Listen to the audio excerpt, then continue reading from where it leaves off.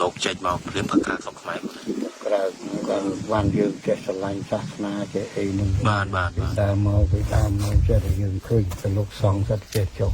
ដល់លោកចេះដឹងសាសនាចេះស្រឡាញ់ចំមេតារចនាសម្ព័ន្ធនៃសាងសំស្អីសតនឹងមានក្បួនខ្នាតបងចេះមាននេនร้อยហើយនឹងក្រោយនឹងចេញមួយទៀតប៉ុន្តែនឹងចេញឯណាទៀតបន្ទាប់ពីបងចាំនេះបងចាំនេះចេញមានចេញមួយទៀតបាទចេញមួយទៀតខ្លាំងជាងនឹងទៀតអាចថាខ្ទង់លងឆ្នាំណាអត់ពួកនឹងពិបាកនិយាយមិនទៀង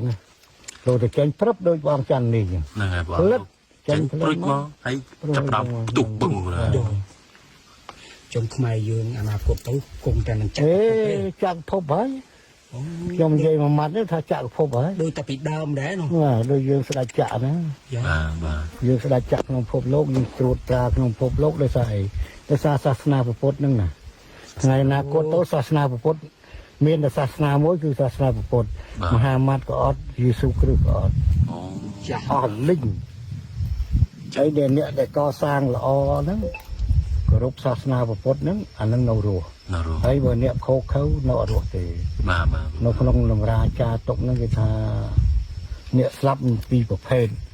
ប្រភេទទី1សាច់ស្រស់ឈាមស្រស់នៅប្រភេទទី2សាច់ស្អុយរលួយអាហ្នឹងមនុស្សខូចហើយមនុស្សក្រក់បាទពេលដែលចេញមកអង្គទៀតហ្នឹងមើលទៅជាសិស្សប្អូនឬក៏សិស្សច្បងស្អីគ្រូទេគាត់ក្រនជាងព្រះអង្គច័ន្ទនេះហើយចេញក្រោយហ្នឹងក្រនជាងចេញមកសៃវោហាសតខ្លាំងចេញមកខ្លាំងហើយបាទគាត់ចេញព្រាមខ្ញុំដឹងបាទអូតួទៅចេញមកពយល់ណែនាំរះបាទអត់ដឹងអត់